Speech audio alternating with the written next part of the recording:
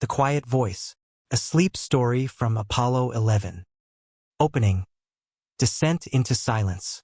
July 20th, 1969. 4:05 p.m. Houston time. 240,000 miles from Earth. Above the lunar sea of tranquility. The lunar module Eagle separates from the command module Columbia. Slowly, gracefully, Michael Collins watches from his window as his two crewmates drift away. Inside Eagle, Neil Armstrong and Buzz Aldrin prepare for descent. Switches flipped.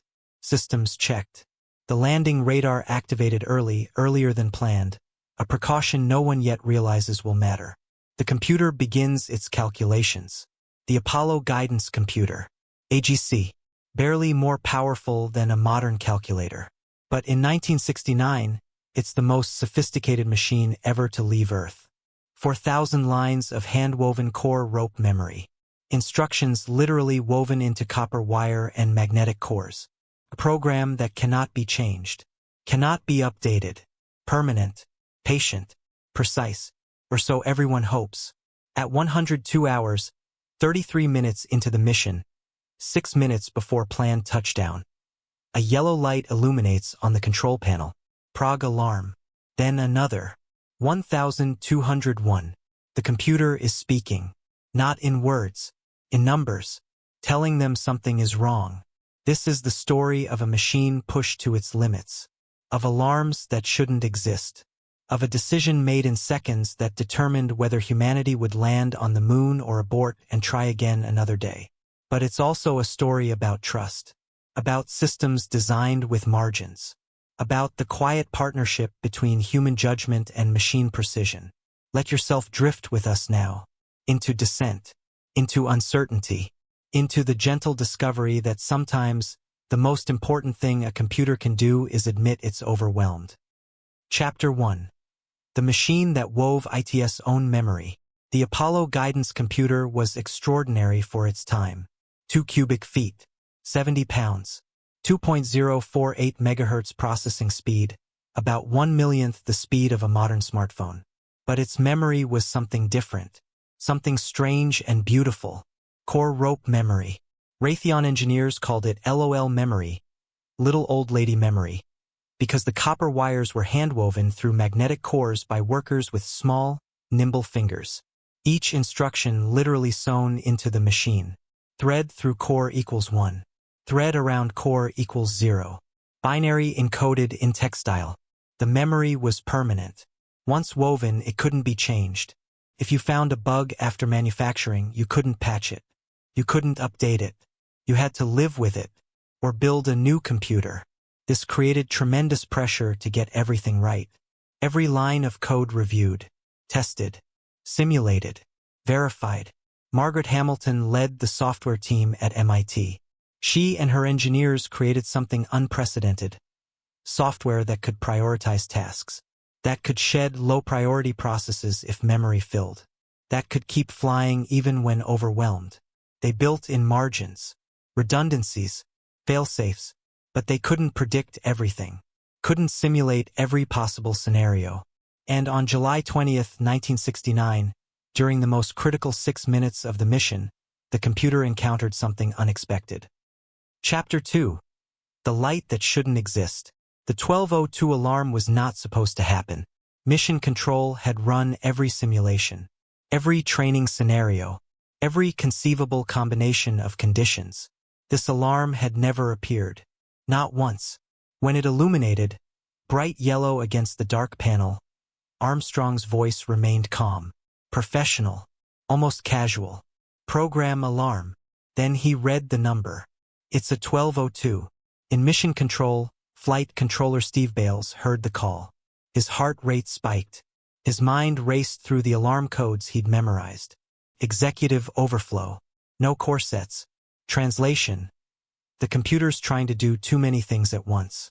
It's running out of space to store data. It's overwhelmed. Bales turned to his backroom support, Jack Garman, a 24-year-old computer expert who'd spent months studying every possible computer alarm.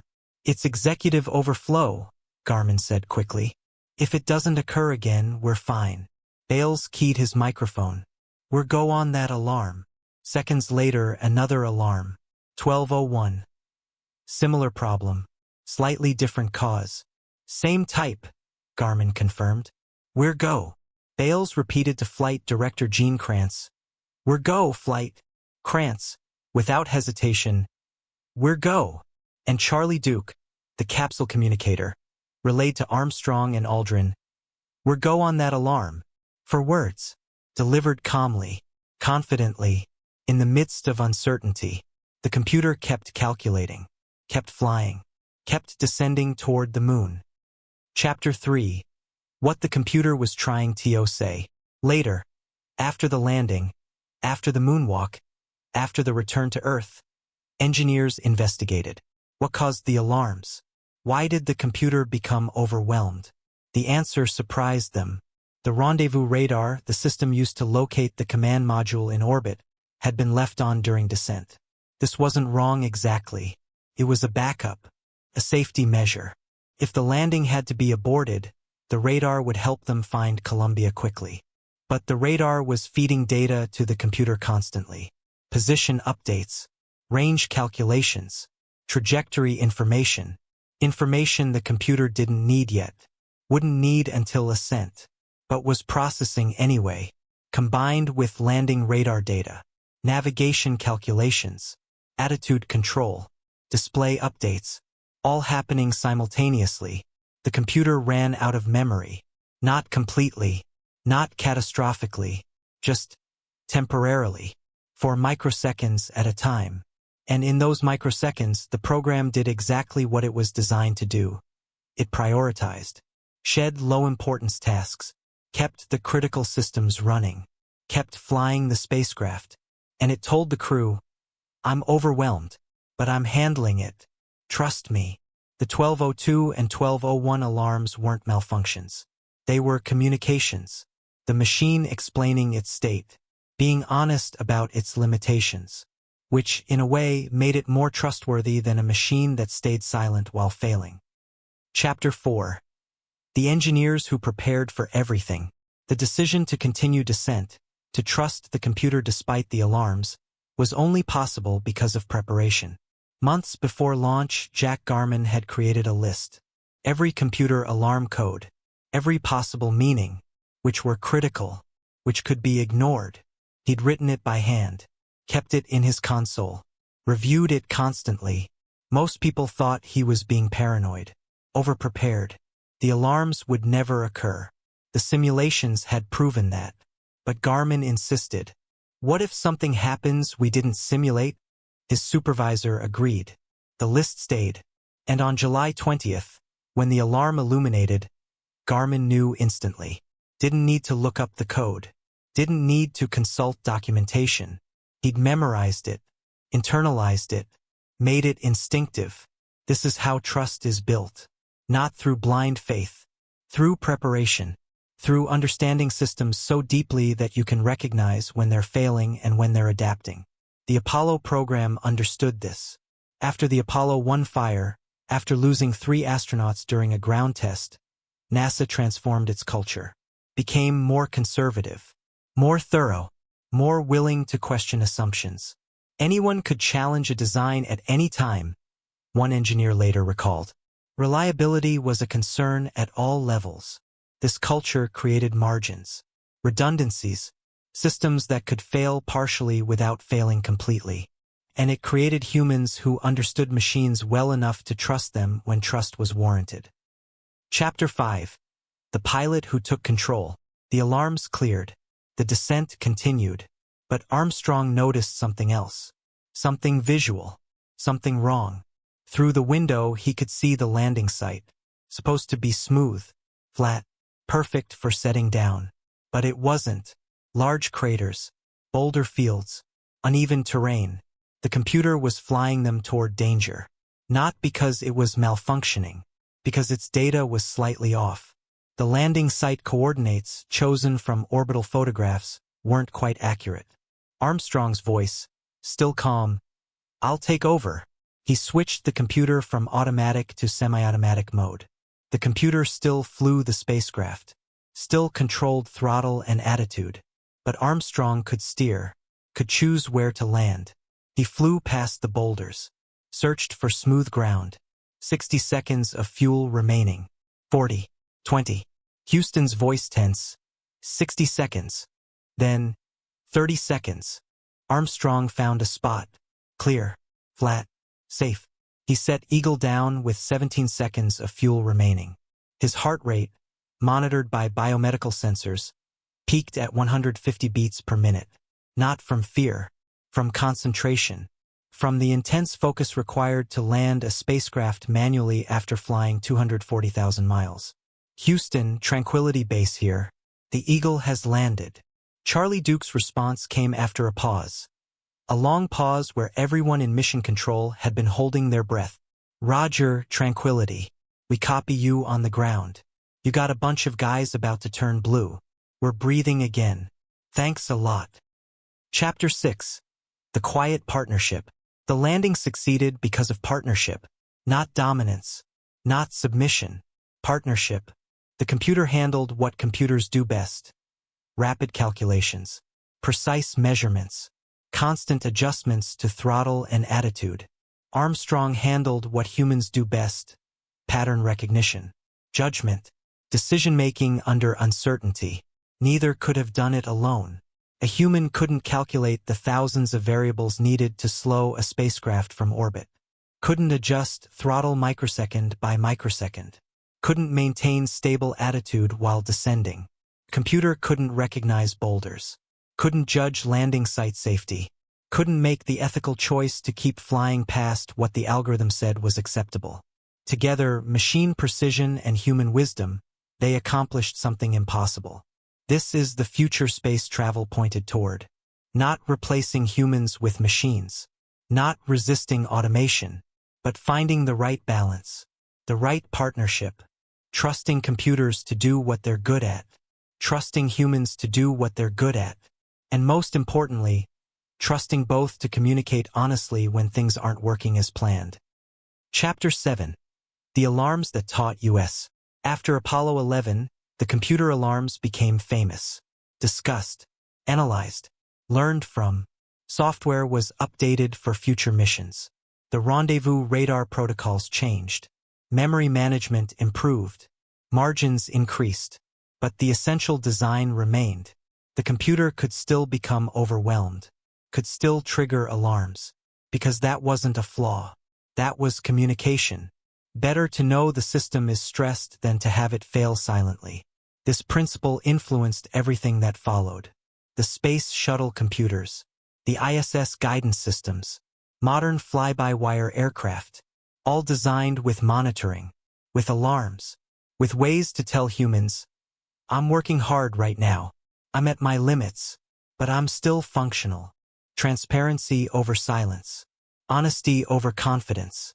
The Apollo guidance computer influenced the design of Skylab, Space Shuttle, and early fly-by-wire fighter aircraft systems. It's been called the fourth astronaut. A crew member that didn't breathe but was just as essential. And its greatest contribution wasn't its processing power or its precision. It was its humility. Its willingness to say, I need help. I'm overwhelmed. But together we can do this. Chapter 8. The Memory Woven in Copper. Imagine holding it now, as you drift towards sleep. Not the actual computer, it's in a museum somewhere behind glass, carefully preserved. But the idea of it. The concept. A machine small enough to fit in your arms. Instructions sewn by hand. Copper wire threaded through magnetic cores. Binary encoded in textile. Permanent. Unchangeable. And yet flexible enough to adapt. To prioritize. To shed unnecessary tasks when overwhelmed. To keep flying when perfection wasn't possible. The engineers who designed it understood something profound. Perfection is impossible. Margins are essential. Failure modes must be considered. Alarms aren't admissions of defeat, they're tools for survival. They built a machine that could be honest about its limitations. That could say, I'm struggling without giving up. That could work with humans instead of replacing them. And on July 20th, 1969, that machine helped land 2 humans on another world. Not perfectly. Not without alarms or concerns. Not exactly as planned. but successfully, safely, together. Chapter 9. Drifting through the data stream. Let yourself float now into the gentle rhythm of processing.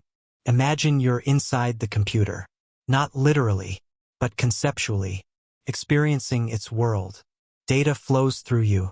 Inputs from sensors, gyroscopes reporting orientation, accelerometers measuring thrust, radar calculating altitude. You process each input, compare to expected values, calculate corrections, send outputs to engines, to control surfaces, to displays. It's constant, relentless, thousands of calculations per second. No breaks, no rest, but it's not frantic. It's methodical, orderly, each task in sequence, each priority clear, until suddenly too many inputs, too much data, memory filling, tasks backing up. You recognize the state, overwhelming, but not catastrophic. You prioritize, landing radar, critical, attitude control, critical, display updates, lower priority, temporarily paused. You illuminate an alarm, tell the crew, tell Houston, I'm overwhelmed, but I'm handling it. And you keep processing, keep flying, keep working toward the goal. Because this is what you were built to do. Not to be perfect, but to be reliable, transparent, honest about your state. And the humans trust you. They hear your alarm. They understand. They let you continue. Together, silicon and flesh, logic and intuition, you descend toward the lunar surface. And when you touch down, when the dust settles, when the mission succeeds, you don't celebrate. You can't. You're a machine. But you continue running, monitoring, processing, serving, because that's what you were woven to do. Chapter 10. The Legacy of Honest Machines. The Apollo guidance computer never flew again after Apollo 17. The program ended. The missions completed. The hardware retired. But its influence continues. In every spacecraft, every aircraft, every system where humans and machines must work together in high-stakes environments. The principle of honest communication, of alarms that inform rather than frighten, of systems that admit limitations while continuing to function. In 2003, Ron Burkey initiated the Virtual AGC project, recovered the source code, built a functional emulator, made it available for anyone to study, to learn from, to understand. Former NASA intern Chris Gary uploaded the code to GitHub in 2016. Media attention followed. People discovered something remarkable. The code had comments, jokes, personality. One subroutine was named burn_server. Another, dangerous _area_please_store_w_variables. The engineers who wrote it weren't just creating a tool. They were creating a companion. Something that would work alongside humans, communicate with humans, trust humans to understand. And humans did understand. In the critical moments, when alarms illuminated and decisions had to be made in seconds, the partnership worked. Epilogue. The quiet voice speaks still. Somewhere in a museum, the original computer rests, silent, dormant, behind glass, but its descendants fly today. In orbit, in aircraft, in rovers on Mars, machines that calculate, that guide, that assist. And when they encounter problems, when they're overwhelmed or uncertain, they speak. They tell us. They trust us to understand. Because that's the lesson Apollo taught. That's the legacy woven into copper wire and magnetic cores. Machines don't need to be perfect. They need to be honest, transparent, willing to work alongside humans rather than replace them. The alarms on July 20, 1969 weren't failures. They were communications. A machine saying, "This is harder than expected. I'm at my limits, but I'm still functioning. Trust me. Work with me. Together we can do this." And together they did. Two humans, one machine, one impossible landing. Not perfect, but successful. Not flawless, but honest. Not replacing each other, but complementing, partnering, trusting. So rest now. Close your eyes. Let the data stream fade. You've processed enough today. Calculated enough. Worried enough. Like the Apollo guidance computer, you've done your work. Handled your tasks. Prioritized what matters. And sometimes, like that machine on that historic day, the most important thing you can do is admit you're overwhelmed. And ask for help. And trust that together we're stronger than alone. Sleep peacefully. The alarms are quiet. The system's stable. And tomorrow, like eagle rising from the lunar surface, you'll fly again. The end. Rest well, explorer. The machines are watching over you.